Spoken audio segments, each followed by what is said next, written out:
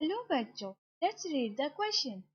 If most individuals in a population are young, why is the population is likely to grow rapidly in the future? And the options are: many individuals will begin to reproduce soon, death rate will be low, the immigration and emigration can be ignored, या all of this. तो हमसे question कह रहा है कि young age में जो individuals हैं बहुत ज़्यादा हैं, और वो क्यों पॉपुलेशन ग्रोथ में बोला इन फ्यूचर बहुत ज़्यादा ग्रोथ होगी. तो फर्स्टली एज डिस्ट्रीब्यूशन. अब हम एज की डिस्ट्रीब्यूशन कर लेते हैं.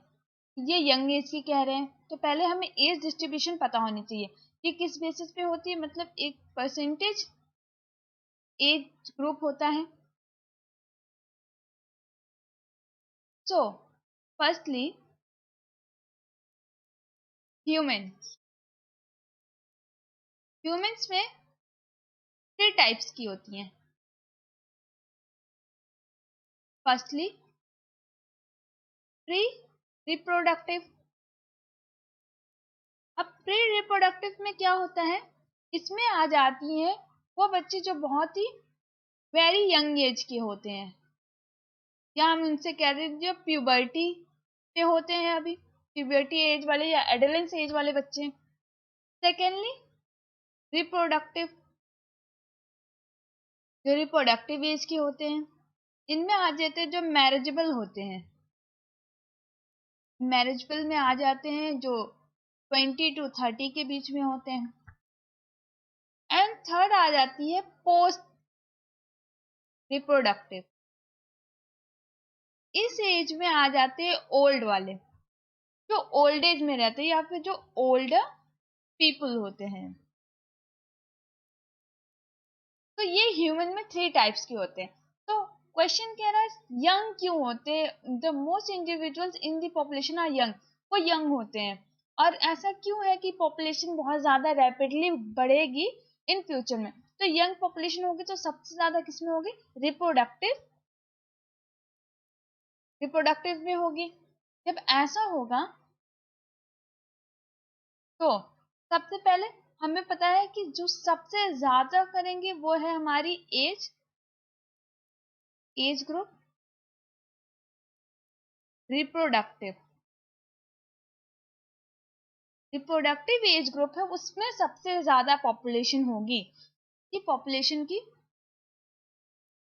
ग्रोथ होगी इसमें, इस एज ग्रुप में.